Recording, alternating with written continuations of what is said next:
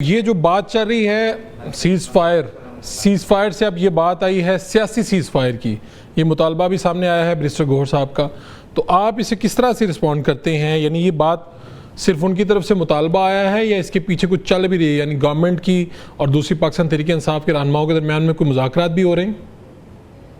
बिस्मिल्लाहिर्रहमानिर्रहीम, बहुत शुक्रिया। देखिए फारूक साहब, बात अगर तो 9 मई के हवाले से है तो देखिए 9 मई को सियासी जमात ने या सियासी जमात के कुछ जो साथी थे उन्होंने फौजी तनसीबात के ऊपर वो हमला आवर हुए।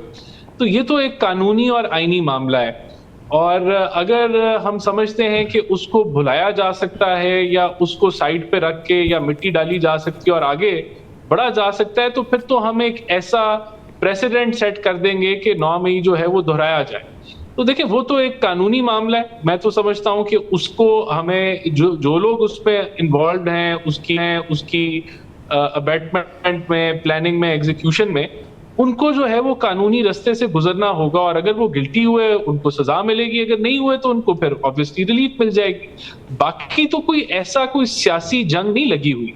सियासी जंग अगर आप देखें तो अभी ये पिछले जो चंद महीने गुजरे उसमें पीटीआई को एज अ जमात हम तो शामिल हर चीज में करते हैं, चाहे अगर वो नेशनल सिक्योरिटी काउंसिल का इजलास हो पार्लियामेंट में, चाहे वो कोई ब्रीफिंग हो लॉ इन्फोर्समेंट के हवाले से, या कोई और मामला हो, उस पर तो प्राइम मिनिस्टर का बड़ा क्लियर कट मौकफ है कि हमें ऑपोजिशन के साथ हम हाउस में भी कमेटी बनाने पे तैयार हैं, मुल्की मफादात के मामले पे बैठने के लिए भी तैयार हैं। तो उधर तो कोई कंफ्यूजन नहीं है। तो यहाँ अगर ये कहा जाए कि कोई टारगेटिंग हो रही है सियासी रहनुमाओं की, तो वो भी दुरुस्त नहीं होगा।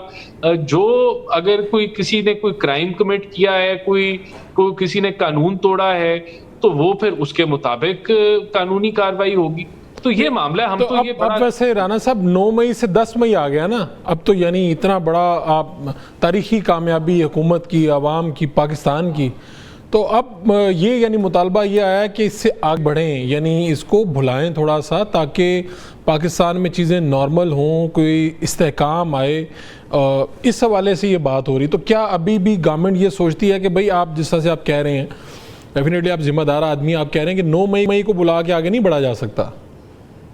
देखिए बिल्कुल, देखिए अगर आप जो बात आप कर रहे हैं, हम तो किस चीज को भुलाया जा सकता है या क्या इसको भुलाने का क्या मतलब है कि खान साहब को बाहर निकाल दिया जाए? अगर तो ये डिमांड है तो ये डिमांड तो बहुत मुश्किल है, क्योंकि ये हमने तो नहीं, हुकूमत ने तो नहीं बाहर निकालना, ये तो अदालती कार्रवाई है, और जो केसेस हैं खान साहब के ऊपर उनका भी इख्तिताम जो है वो अदालतों में होना है। और तो फिर डिमांड क्या है? कैसे सियासी ये जिसको ये एक तासुर दे रहे हैं कि कोई सियासी जंग लगी हुई है, वो क्या है? पहले तो उसको डिफाइन करें ना कि कौन सी सियासी जंग लगी हुई है। नहीं, वो कह रहे हैं ना कि हमारे कायद अंदर हैं, उनकी बहनें उनसे मुलाकात नहीं कर पाती, उनके पार्टी लीडर उन तक नहीं पहुंच पाते, जेल के सुप्रीडेंट जो हैं वो अदालती अहकामात को रोनते चले जाते हैं, ये सारी बातें हैं ना। यानी अगर तो हम नॉर्मल इसलिए इसी को सियासी जंग कह रहे हैं। देखिए अगर तो बात फिर जो है वो वहीं आ गई कि खान साहब को रिहा किया जाए, तो फिर तो मेरे ख्याल से जो ये समझते हैं कि कोई सियासी सीज फायर हो जाए, तो ये तो नहीं होगा ना जी। उनको तो अलकादर ट्रस्ट में जो है वो करप्शन के ऊपर सजा हुई है, तो वो तो अभी लंबी सजा में है, और फिर अगर उनको रिलीफ देती है कोई इस्लामाबाद हाई कोर्ट, तो उस पर तो नहीं हम एतराज कर सकते।